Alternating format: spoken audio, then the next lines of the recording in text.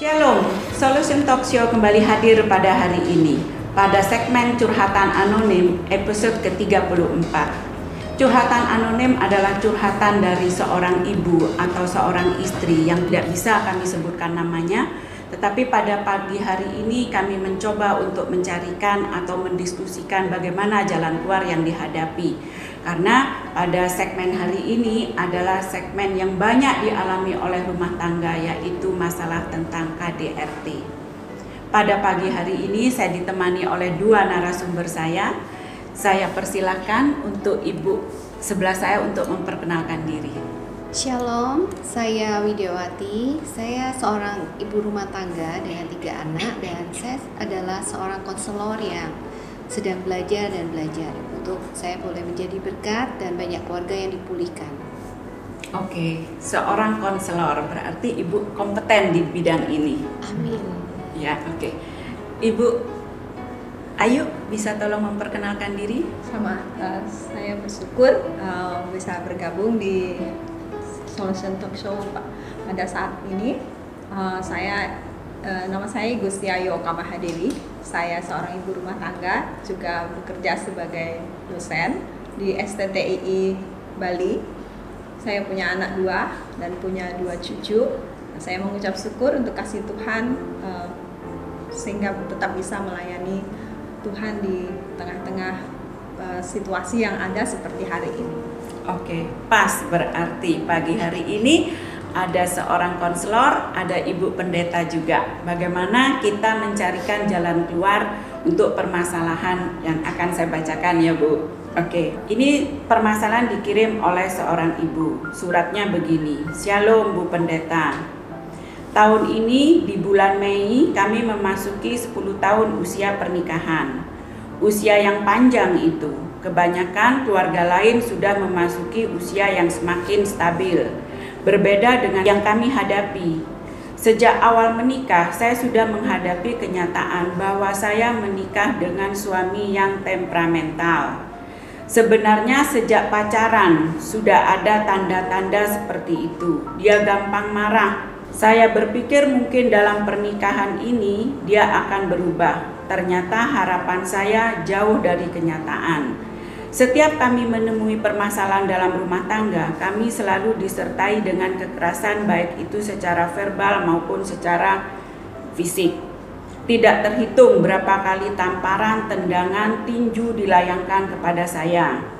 Bahkan pernah saya dicekik, hampir saja saya mati malam itu. Awal-awal kekerasan itu saya coba tutupi dari keluarga saya. Tapi sejak kami dikaruniai 2 anak dan anak-anak semakin bertambah besar, mereka juga melihat apa yang terjadi dalam diri saya. Akhirnya keluarga saya tahu apa yang saya alami. Orang tua saya memaksa saya untuk bercerai. Tapi saya masih memikirkan komitmen saya di hadapan Tuhan pada saat menikah. Berulang kali Bapak Pendeta kami berusaha mendamaikan kami dalam konseling dan suami saya juga berjanji untuk berubah. Tapi tetap saja setiap kali ada masalah selalu saya yang jadi sasaran. Akhir-akhir ini saya semakin tidak bisa menahan semua perlakuan. Karena bukan hanya saya yang menjadi sasaran, tetapi kedua anak saya juga. Apa yang harus saya lakukan Bu Pendeta? Tolong. Demikian curhatan ini. Mungkin saya awali dengan pendapat Ibu Widya. Bagaimana Ibu?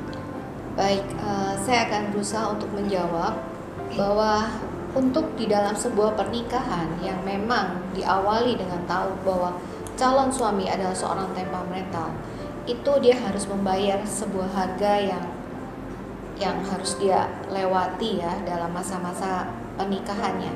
Dan terutama ketika kita tahu bahwa pernikahan itu adalah kita menyatukan 2 sistem istri dan satu sistem suami yang kita jadikan satu menjadi yang namanya kita.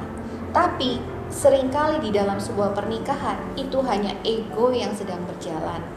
Dan menurut saya kalau untuk ibu ini bahwa pernikahan ini yang sudah dilewati dengan kekerasan, seberapa besar kekerasan itu mengganggu dan mengancam ibu ini, maka itu yang perlu dipertanyakan.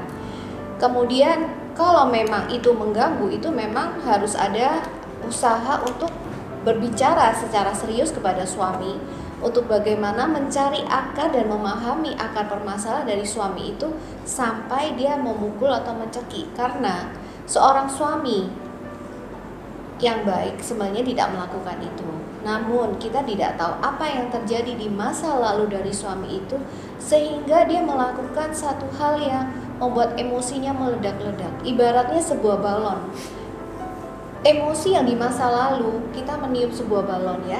Ibu bisa bayangkan kita meniup balon, itu emosi kita. Kemudian ditambah lagi emosi kemarahan karena mungkin orang tua, karena dibully atau karena yang dari masa lalu. Itu balon itu lama-lama membesar. Tanpa dikelola, pada saat terjadi pemicu lewat pernikahannya dengan istrinya, itu akan membuat meledak-ledak dan menjadi satu kekerasan karena ada satu kebutuhan di masa lalu yang tidak terpenuhi. Nah, akhirnya jadi seperti itu. Kemudian kalau dari melihat bahkan anaknya pun dipukul. Nah, ini sebenarnya adalah satu fenomena di mana pernikahan itu adalah satu film yang diputar oleh orang tua untuk melihat. Itu adalah bagaimana mereka menjadi teladan yang dampaknya anak akan menjadi takut dengan yang namanya sebuah pernikahan karena mereka melihat kekerasan demi kekerasan. Nah, karena ibu yang bertanya, maka saran saya adalah bagaimana ibu mengelola rasa kecewa, rasa sakit. Karena kalau saya baca, harapannya dia adalah suaminya berubah ketika sudah menikah. Namun harapan yang kita taruh di dalam sebuah pernikahan bahwa akan ada kebahagiaan akan jadinya menjadi kecewa dan sakit hati. Yang harusnya kita lakukan adalah kita menurunkan harapan kita serendah-rendahnya. Kita berusaha menerima suami kita, namun bukan berarti kita menerima dipukul, tapi kita berusaha untuk memahami suami kita, untuk menolong dia apa yang terjadi sehingga dia melakukan kekerasan itu. Karena segala sesuatu pasti ada akar, kemudian ada pemicu, dan itulah buahnya dia menjadi keras. Tapi di samping dia harus memahami, dia mencari tahu latar belakang suami ini, apa yang harus dilakukan supaya ya suami ini juga berubah. Dan kita juga kan bagaimana ya, kita akan pasti di dalam rumah tangga itu kan kita merasa kehilangan harga diri. Nah, benar, memang harga diri dan lain-lain itu pasti kita akan hilang rasa keberhargaan di dalam hidup kita. Tapi ketika kita tahu bahwa siapa yang kita posisikan di dalam sebuah rumah tangga itu, kalau kita tahu bahwa Tuhan ada di dalam hidup mereka, di dalam satu pernikahan itu, pasti tidak akan terjadi sampai seperti ini. Nah, yang harus ibu itu lakukan selain dia memahami, mencari, ya harus mencari seorang konselor. Karena di dalam untuk ibu yang sakit hati ini adalah tidak mengharapkan orang lain berubah, tapi dari hidup kita dulu yang berubah. Karena ketika hidup kita berubah, karakter kita berubah, kita memahami ketika kesadaran bahwa kita terluka, kesadaran bahwa kita memang dilukai oleh suami kita yang terluka, itu akan membawa satu paradigma yang berbeda di dalam pikiran kita. Kenapa? Ketika kita berubah, suami kita akan melihat apa yang membuat istri saya tetap mencintai saya walaupun saya sudah memukul dia. Walaupun itu dalam waktu yang panjang ya Ibu. Karena itu memang harus bayar harga. Karena adalah sebuah komitmen, itu harus ada harga yang harus dibayar. Dan yang harus kita lakukan, kalau saya pribadi yang saya pelajari, saya akan merubah mindset saya. Ketika saya menuntut suami saya untuk saya berubah, itu kecewa saya seperti saya dibanting. Karena harapan saya tinggi. Karena saya harapkan suami saya akan menjadi orang baik, tapi kenyataannya suami saya malah memukul saya.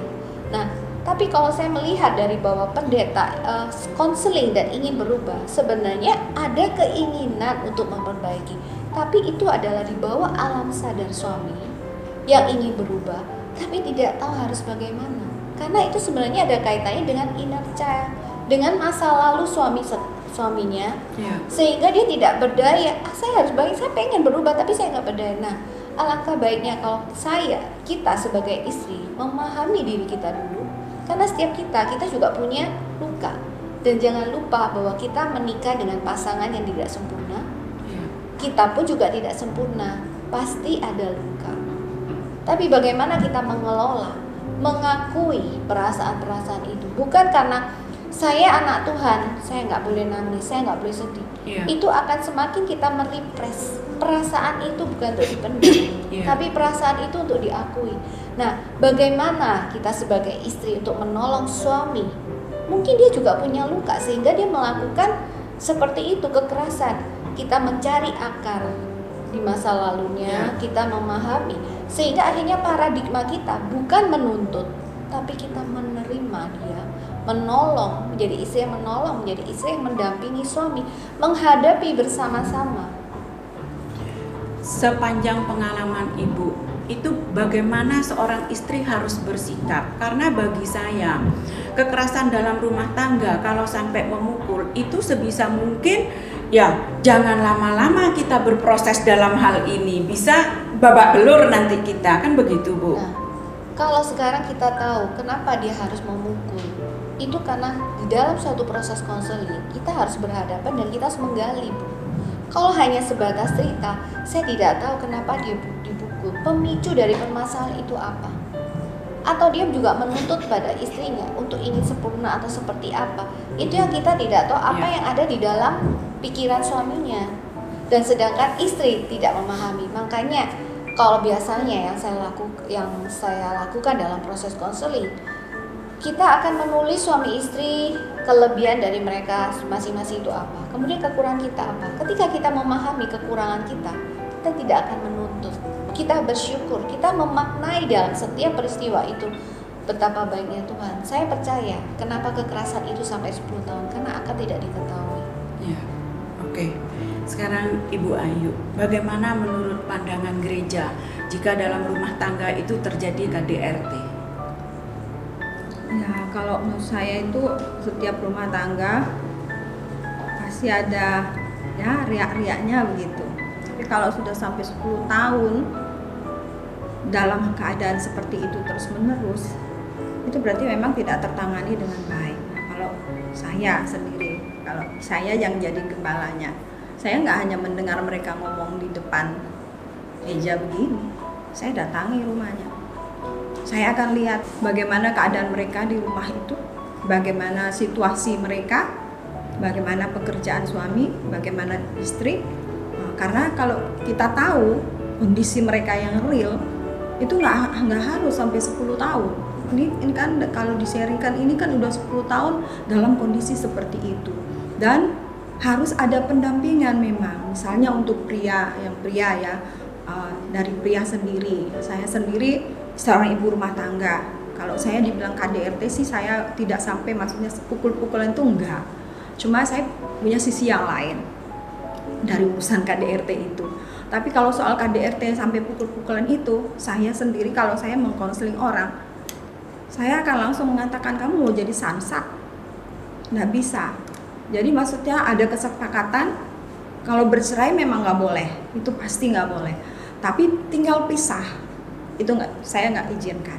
Artinya karena biasanya kalau dengan tinggal pisah tadi bagaimana Ibu izinkan? Tinggal pisah, artinya karena kalau dia di sini terus bersama dengan suaminya kan sering dipukulin. Ya. Nah, itu nggak boleh. Ya. Bahkan kan undang-undang juga ada undang-undangnya kan, istri bisa melaporkan ke polisi. Ya. Dan bisa urusan sama yang berwajib ini, karena undang-undang di Indonesia sudah cukup bagus saya lihat untuk tindak KDRT, perlindungan. Ya. Apalagi sekarang ini kalau di cerita itu bukan hanya dia, mungkin 10 tahun dia bisa bertahan tanpa anak, tapi kalau sudah melibatkan anak, dan saya yakin anak itu nggak akan tinggal diam ketika melihat mamanya dipukul, itu pasti. Apalagi kalau dia, saya nggak tahu anaknya laki atau perempuan. Ya. Nah kalau anaknya laki-laki, dia juga akan fight terhadap ayahnya. Nah kalau saya melihat ini, memang dari sisi saya harus ada pendampingan, misalnya untuk pria, yang prianya, yang wanitanya. Berarti pihak gereja harus mendampingi. Harus ada ya pastoral care lah untuk mereka. Yang langkah pertama kalau saya, menurut saya itu harus jangan cuma didengar di meja begini, artinya dia konseling datang gitu, tapi bagaimana kita berkunjungan untuk melihat, mendampingi. Karena kadang-kadang ada hal-hal yang dia butuh curhat gitu. Dia butuh cerita sama orang misalnya. Nah, kita sendiri kan tidak tahu kondisi rumah tangga mereka. Apalagi kalau misalnya istri, mungkin ya saya juga sebagai istri, kita kadang-kadang kalau misalnya mengalami kesulitan juga, sementara mungkin pria nggak bergerak atau gimana, terus istri ayo dong misalnya urusan anak atau apa gitu, dia nggak mau ini atau bagaimana, lalu biasanya kan timbul masing-masing dengan keras. Ya, berarti KDRT yang disebabkan karena tidak ada komunikasi yang baik. Ya, bisa jadi begitu. Tapi juga begini, mungkin saja yang pria, karena dari awal kan pria memang temperamental. Jadi barangkali ketika istri menyaut sedikit aja, dia sudah main tangan. Nah, ini yang sangat berbahaya. Maksud saya bagaimana caranya gereja itu mendampingi itu yang bagaimana? Nah, ya ini kalau Bapak Gembalanya harus ini dengan suami, kan sama-sama pria. Ya. Lalu yang Ibu Gembalanya dengan si istri, bagaimana menolong mereka untuk permasalahannya apa sih? Apakah pihak gereja ini perlu enggak membuatkan juga, kan begini Bu, banyak orang yang mengalami KDRT itu justru yang mungkin dialami itu oleh mereka yang secara ekonomi lemah. Jadi mereka itu untuk datang ke konselor, untuk mungkin apalagi mengadu ke polisi, mereka pasti tidak berani. Nah, maksud saya pihak gereja ini apakah perlu membuatkan perjanjian, misalnya kalau sampai terjadi lagi, karena kalau di sini ceritanya kan pihak gereja sudah konselor oleh pihak gereja, tetapi berulang-ulang. Nah, apakah perlu perjanjian itu dibuat oleh pihak gereja? Alangkah baiknya iya. Alangkah baiknya begitu ya. Ada sanksi. Jadi kalau dia melakukannya lagi, ada sanksinya memang. Nah, lalu yang kalau dari sisi wanita ya, saya sebagai wanita, kalau misalnya seperti itu, ya saya nggak mau. Kalau saya berpikir, kalau kamu terus mukul, kita tidak bercerai, tapi saya tidak mau tinggal dengan kamu. Karena itu sangat berbahaya untuk diri sendiri maupun untuk anak-anaknya. Saya sebagai seorang hamba Tuhan memang tidak boleh bercerai, tapi untuk tinggal berpisah dengan waktu yang ditentukan, supaya artinya ada efek jera juga untuk si pria, sehingga dia tidak sawenang-wenang. Kalau saya melihat mungkin berpisah ini berani dilakukan oleh seorang wanita yang boleh dibilang dia cukup mandiri. Tapi bagaimana dengan wanita yang ya tidak mandiri? Berpisah itu berpisah yang bagaimana? Karena kalau cuma berpisah tempat tinggal ini kan mudah sekali seorang pria ini datang alasan menjenguk anak atau bagaimana. Nah, itu juga bisa terjadi, pindah kekerasan di tempatnya istrinya, bukan begitu Bu Widya? Iya, benar sih. Maksud saya kalau segala sesuatu yang kita lihat kalau dari buah yang pahit itu berarti ada akar yang memang pahit yang belum dibersihkan. Jadi kalau itu ada akibat, kita pasti mencari sebab. Nah, kalau memang yang dikatakan Bu Ayu, kalau itu memang mengancam jiwa, memang harus mencari pertolongan agar tidak semena-mena.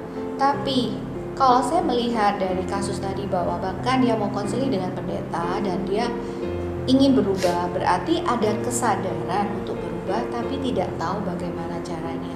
Berarti permasalahan itu adalah di pihak suami yang ingin berubah. Nah, bagaimana kita menolong suami yang ingin berubah? Kita harus mengetahui bahwa akan masalah. Karena begini Bu Nani, kalau saya melihat bahwa di dalam sebuah rumah tangga, konflik yang membuat itu bertumbuh, itu bagus. Tapi konflik ini terjadi karena tangki cinta dari suami dan istri itu bocor. Jadi ketika menikah, mungkin dari suami mungkin ada masalah dari orang tua yang bercerai, mungkin istri ada masa-masa lalu belum diselesaikan. Ketika mereka menikah, ini sama-sama bocor. Jadi pasti akan ada konflik yang tidak terselesaikan, tapi mereka tidak tahu bagaimana untuk menyelesaikan. Yang namanya untuk orang datang biasanya ke kami sebagai konselor atau gereja, itu memang biasanya sudah stadium 4. Tidak ada, karena bisa menjadi sebuah kekerasan, itu pasti akan ada terakumulasi. Iya. Dan memang ada pemicu dari awal, kan dia sudah bilang bahwa temperamen, ya itu harus bayar harga. Temperamennya kenapa dia begitu? Karena kadang-kadang di dalam konseling pranikah tidak mencari keluarga asal, pola asuhnya bagaimana. Itu Iya. akan menyebab ketika pola asuh yang otoriter dan dia terluka, itu memang orang yang terluka pasti akan melukai.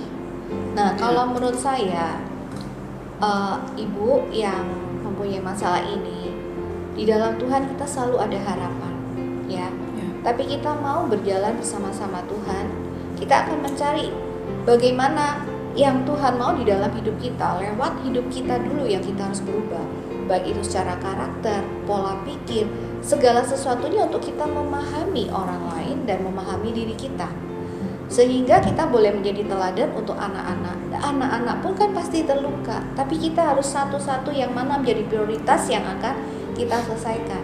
Kita mungkin yang Bu Ayu juga, kita di dalam pernikahan kita pasti punya masalah sendiri, Iya. karena kita punya pasangan yang tidak sempurna, anak yang tidak sempurna, dan saya tidak sempurna.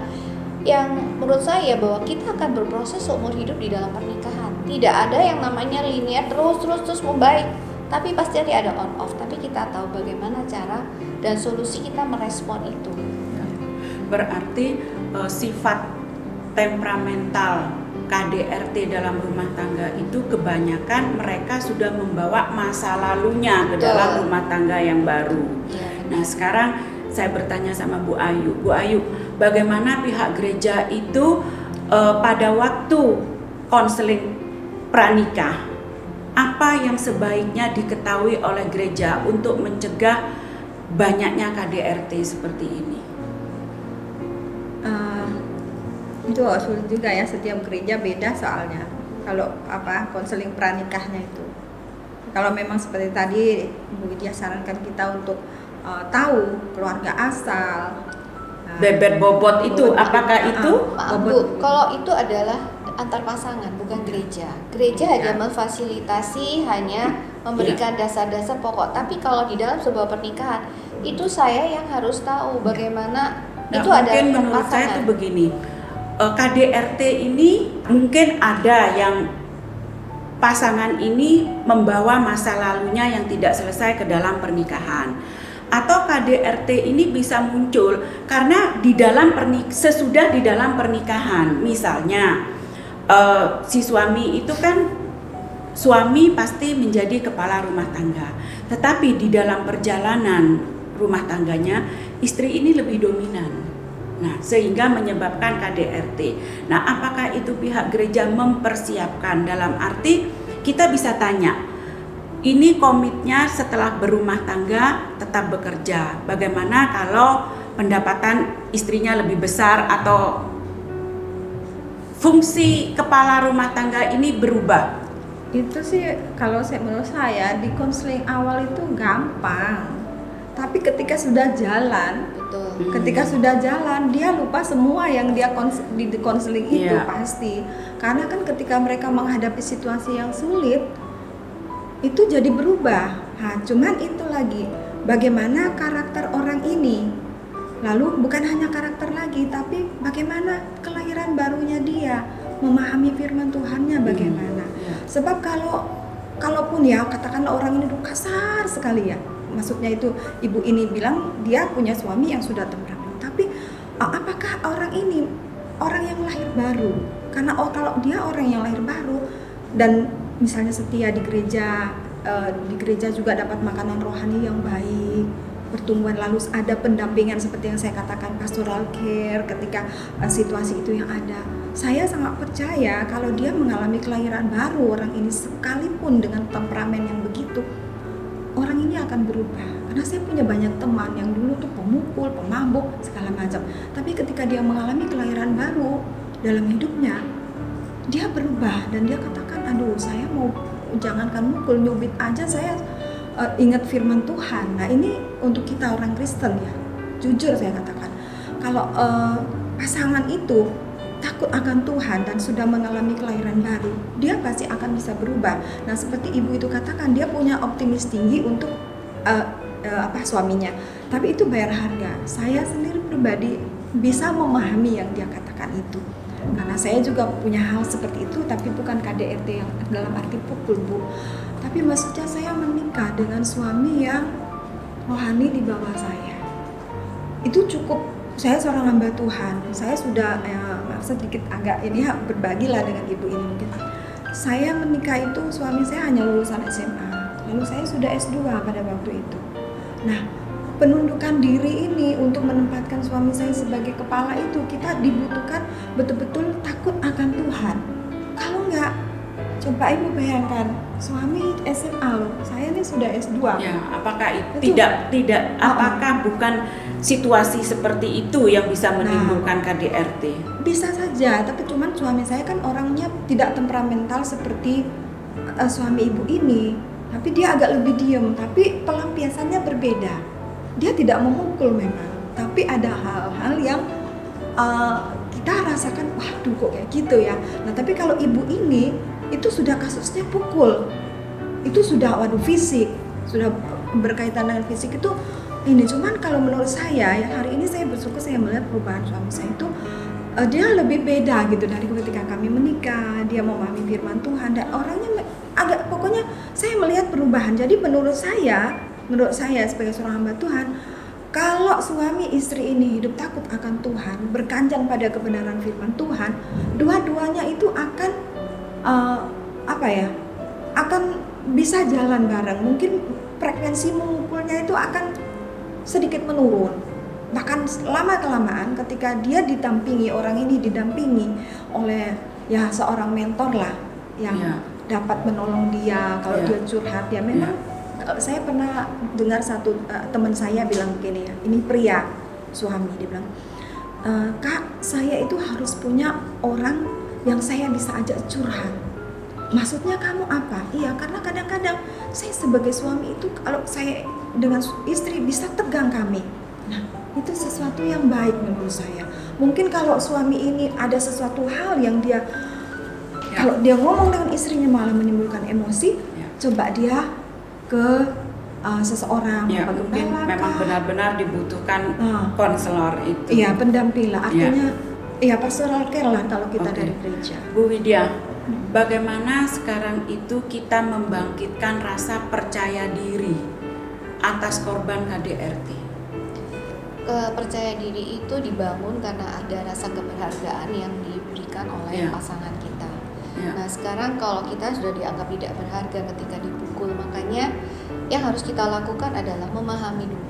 Kesadaran kita untuk memahami pasangan itu sangat perlu. Kesadaran untuk memahami diri kita itu sangat perlu. Dan juga seperti yang dikatakan Bu Ayu juga, kalau saya, bagaimana relasi hubungan kita dengan Tuhan itu sangat membawa dampak di dalam hubungan kita dengan keluarga. Karena bagaimana kita boleh yang namanya berdampak terhadap orang lain sedangkan kita tidak menjadi berkat untuk suami atau untuk istri kita. Mendengarkan aja enggak, bagaimana mendengar kata Tuhan? Kata istri kita nggak bisa dengar, kata suami kita nggak bisa dengar. Nah, bagaimana kita mendengar kata Tuhan? Jadi kalau saya pada prinsipnya segitiga itu, ini adalah Tuhan. Kalau suami jauh dengan Tuhan, istri dekat, tetap hubungan mereka akan jauh. Tapi kalau mereka sama-sama berjalan menuju ke satu titik, yaitu Tuhan, dan di mana mereka menempatkan di dalam sebuah keluarga itu akan menunjukkan bahwa memang ada Tuhan. Ketika ada Tuhan, ada kasih. Dan ketika kita ada kasih, pasti yang namanya kesabaran untuk kita mau memahami, mengerti orang lain, itu adalah perubahan, itu adalah dari kita. Jadi saran saya buat ibu itu bahwa ibu jangan pernah memendam perasaan, tapi mengakui perasaan, dan carilah pertolongan lewat konselor, dan tetap bersama Tuhan. Kita percaya pasti akan bisa, karena tanpa Tuhan kita nggak akan mampu melewati ini semua. Berarti apapun kondisinya dalam rumah tangga itu, kuncinya ya salah satu di antara kita harus tetap maju, harus tetap punya inisiatif untuk mempertahankan rumah tangga itu sendiri. Iya, sebelum mempertahankan kita harus tahu apa yang terjadi dengan rumah tangga kita, apa yang menjadi akar permasalahan. Jadi kalau di dalam sebuah pohon, ini akar, ini batang, ini buah. Kalau kita mau menjadi buah yang manis untuk keluarga kita harus membersihkan akar-akar. Nah, yang menjadi pemicu itu adalah batang, adalah kadang-kadang ya istri dan anak. Lewat satu frekuensi yang sama, kejadian dari masa lalu itu bisa memicu untuk dia mengingatkan kembali. Itu tanpa disadari. Padahal suaminya ingin berubah kan. Nah, bagaimana kita memahami suami itu kan pasti ada kasih.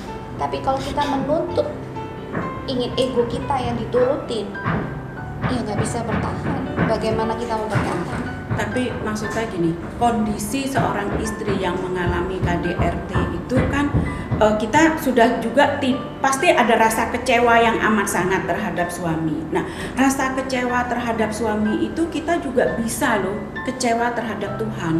Karena seolah-olah tuh Tuhan membiarkan kita dianiaya. Bagaimana menurut Ibu Ayu untuk perkembangan imannya pihak korban? Saran saya untuk ibu ini, saya juga seorang wanita. Saya mengalami banyak hal yang saya tidak mungkin ceritakan di sini. Tapi kalau kita mengenal diri kita sebagai anak-anak Allah, itu sangat penting. Sehingga ketika situasi rumah tangga itu menjadi begitu tidak menyenangkan, tidak sesuai dengan keinginan kita yang harus berdiri di hadapan Tuhan sebagai syafaat. Lalu kita sebagai orang yang mempertahankan, melihat ya kalau seperti saya, ibu tadi berkata dia tahu suaminya. Nah, saya juga tahu suami saya. Saya berdiri sebagai orang yang sudah mengenal suami saya sebelum saya menikah. Sehingga ketika apapun yang terjadi, saya paham. Oh ya, nggak heran sih. Kamu seperti itu. Aku sudah ngerti dari dulu. Nah, jadi karena kita sudah tahu, ibu sudah tahu siapa suami ibu. Nah, ibu yang harus berdiri di hadapan Tuhan untuk bertahan untuk keluarga, bertahan untuk anak-anak. Nah, saya ingat dulu waktu saya sempat juga hampir untuk naik ke pengadilan untuk perceraian. Tapi saya mengingat 4 hal untuk itu. Saya mungkin bagikan untuk ibu ya. Yang pertama saya ingatkan bahwa pikirkan apakah korban Yesus itu lebih kecil dari pukulan terhadap ibu, apakah lebih besar dari pukulan terhadap Yesus ketika dia akan menuju ke kayu salib. Dan tentu saja tidak. Yang kedua adalah firman Allah berkata kita tidak boleh bercerai, dan saya sarankan di depan tadi memang tidak boleh bercerai. Apapun yang terjadi tidak boleh bercerai. Kalau tinggal pisah boleh sejauh memberikan kondisi efek jera bagi suami. Jadi kalau mau tinggal pisah ya tinggal di orang tua yang dapat melindungi kita. Misalnya kalau pukulan kekerasan dari suami sudah sangat berbahaya begitu. Yang ketiga itu adalah secara psikologis. Kalau orang tua berpisah itu anak-anak, waduh benar-benar. Dan kalau memang juga terjadi situasi di dalam rumah tangga yang seperti itu, anak-anak juga merasa terpukul. Jadi bagaimana kita bersikap? Andaikan pemicu itu ada di kita, misalnya ketika suami marah, baiklah kita berdiam. Kadang-kadang kita mungkin merasa, kok saya diam terus? Ya iya, tak apa-apa. Daripada kita omong, suami tambah marah. Jadi pikirkanlah bahwa ada anak-anak yang secara psikologis juga harus kita jaga emosi dia dan segala macam. Yang keempat itu adalah teladan. Dalam arti kalau nanti kita bercerai, anak-anak kita itu dia kemudian akan menikah seperti saya seorang oma, saya punya menantu, saya punya 2 cucu. Nah kalau saat itu saya tidak saya bercerai lalu anak saya mengalami masalah dalam rumah tangga mereka bilang aku mau cerai ma, saya tidak bisa mengatakan jangan karena mereka akan berkata mama juga cerai. Tapi karena saya tidak bercerai, saya bisa dengan tegas berkata kamu lihat mama jadi contoh buat kamu. Jadi untuk ibu, karena kita yang takut akan Tuhan, mari bertahan. Bukan bertahan dalam arti enak sekali dia, bukan, tapi mari kita melihat bahwa kita mau jadi sebuah kesaksian bagi dunia ini. Nah kalau ada firman Tuhan mengatakan, Paulus bilang sedapat-dapatnya kalau itu bergantung padamu, hiduplah berdamai dengan semua orang. Nah ini artinya supaya damailah rumah tangga itu.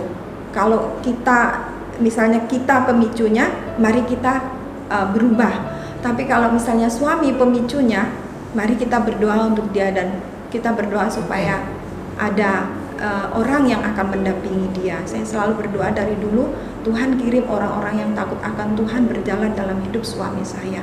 Sehingga dia bertemu dengan orang-orang yang sungguh-sungguh mengasihi Tuhan. Dan walaupun melewati banyak liku-liku kehidupan, saya melihat hari ini 22 tahun pernikahan kami, Tuhan itu luar biasa. Amin, puji Tuhan. Oke. Bu Widya, tadi Bu Ayu ada sempat singgung, sedapat-dapatnya kita harus menjadi pembawa damai. Ibu tolong beri kesimpulan atas kasusnya ibu ini. Walaupun ibu ini sebagai korban, ibu ini kesimpulannya harus bersikap yang bagaimana? Oke, jadi kesimpulan dari permasalahan ini, kalau saya melihat bahwa ibu menjadi istri yang hebat, yang luar biasa, karena ibu berusaha untuk bertanya, untuk mencari pertolongan dan mencari solusi. Berarti ibu punya itikat untuk mempertahankan rumah tangga itu. Itu adalah awal dari menjadi modal. Yang kedua, ibu harus memahami bagaimana suami itu kenapa begitu, dan ibu juga harus bisa mengelola perasaan yang pastinya sakit, sedih, dan kecewa. Tapi ketika kita mau menghadapi masalah, bukan mengabaikan, bukan mengalihkan menjadi satu pergi kemana, tapi menjadi satu tujuan kita bahwa kita mau mencari akar dari masalah ini. Kenalilah bahasa cinta suami ibu, sehingga rumah tangga ibu apapun konflik itu, ketika kita memaknai akan membuat satu hubungan relasi yang bertumbuh, bukan mengabaikan, bukan mengalihkan, tapi mau menghadapi bersama-sama Tuhan. Semangat ibu, tetap bersama Tuhan, kita pasti bisa. Jadilah teladan di dalam hidup dan rumah tangga ibu, untuk mereka melihat bahwa ibu adalah istri yang kuat, istri yang boleh menjadi teladan di dalam rumah tangga. Oke. Untuk Ibu Ayu, tolong diberikan pesan. Seorang istri yang menjadi korban KDRT pasti sudah kecewa, dia tidak mempunyai harga diri, bahkan dia bisa kecewa kepada Tuhan. Bagaimana dia harus mempertahankan imannya, tetap mengasihi Tuhan di dalam situasi seperti ini? Ya, untuk ibu yang sudah mengalami KDRT ini, saran saya cuma satu, Bu, lihat kembali kepada Kristus yang sudah berkorban buat kita. Karena kalau kita melihat kepada Kristus, kita akan kuat, dan bahwa Tuhan Yesus juga berjanji bahwa kita tidak akan pernah dibiarkan sendiri. Nah, seringkali kita merasa ketika persoalan itu ada, kita pikir kita sendirian. Saya pernah melewati itu, Ibu, walaupun bukan pukulan secara fisik, tapi saya menang hari ini. Dan saya sangat percaya bahwa Tuhan Yesus tidak akan pernah meninggalkan kita. Jadi kalau Ibu ada dalam situasi ini, Ibu tidak pernah sendiri. Ibu bersama dengan Tuhan. Jadi pasti bisa menang. Pasti bisa menang. Lihat ya. kepada Tuhan. Tuhan bisa merubah karakter suami kita dengan melihat perubahan karakter diri kita dulu. Ya, oke. Ini ada ayat bagus tadi. Tidak terasa 30 menit telah berlalu. Saya bukan mau menggurui Ibu yang bersurat, tetapi saya juga mau berpesan bahwa jangan menyerah, harus ada yang maju, harus ada yang berjuang. Karena kalau kita mundur, kita diam, maka semuanya akan berakhir begitu saja. Firman Tuhan di Kejadian 2 ayat 18, Tuhan berfirman bahwa manusia itu tidak baik sendiri saja, maka Tuhan memberikan penolong yang sepadan. Berarti inisiatif hidup berpasangan itu dari Tuhan. Kalau inisiatif berpasangan itu dari Tuhan, maka seharusnya kita menikmati hal-hal yang baik dari pernikahan kita. Kalau ibu yang bersurat ini mengalami suatu proses yang tidak enak, tetap bertahan, tetap berjuang, Bu. Tuhan Yesus memberkati. Selalu ada harapan. Amin.